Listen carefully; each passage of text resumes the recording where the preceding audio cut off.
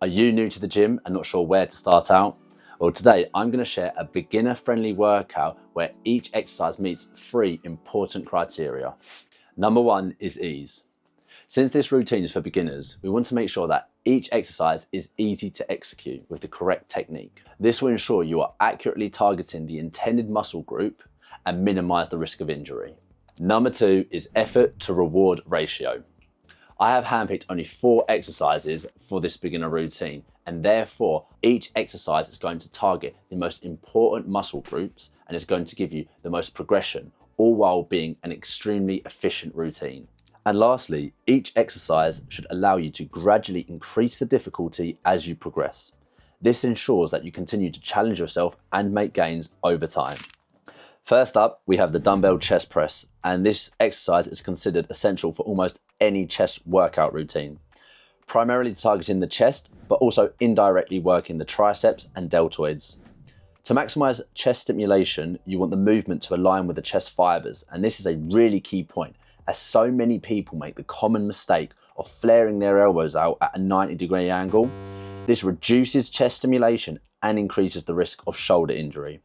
To avoid this, tuck your elbows in at a 45-degree angle, and during the downward movement of this exercise, you want the dumbbells to finish just over the middle to bottom part of your chest in a controlled motion. And I have specifically selected the dumbbell chest press instead of the bench using the barbell because the dumbbells provide you a greater range of motion, giving you a deeper stretch, really targeting those chest fibers. Now, for the second exercise of this workout routine, and probably my all-time favorite exercise, is the pull-up. Primarily targeting the lats, but also indirectly working the biceps, trapezius, and your core. To execute this exercise correctly, you want to focus on engaging your lats, and you can do this by starting with an overhand grip from a dead hang position.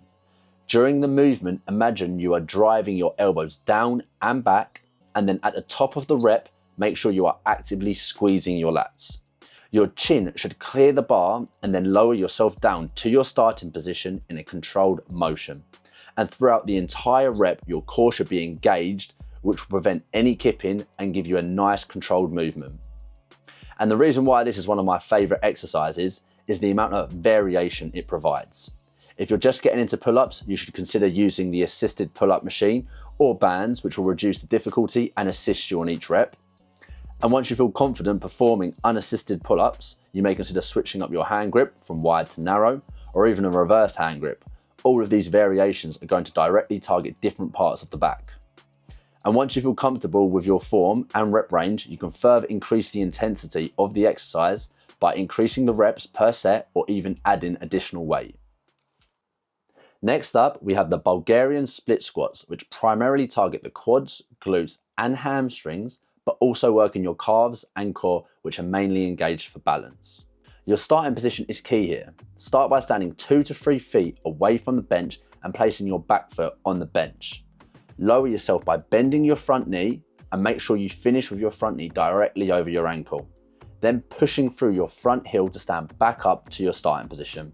What makes the Bulgarian split squats considered one, if not the best leg exercise, is due to its unique combination of benefits that target strength, balance, mobility, and muscle activation.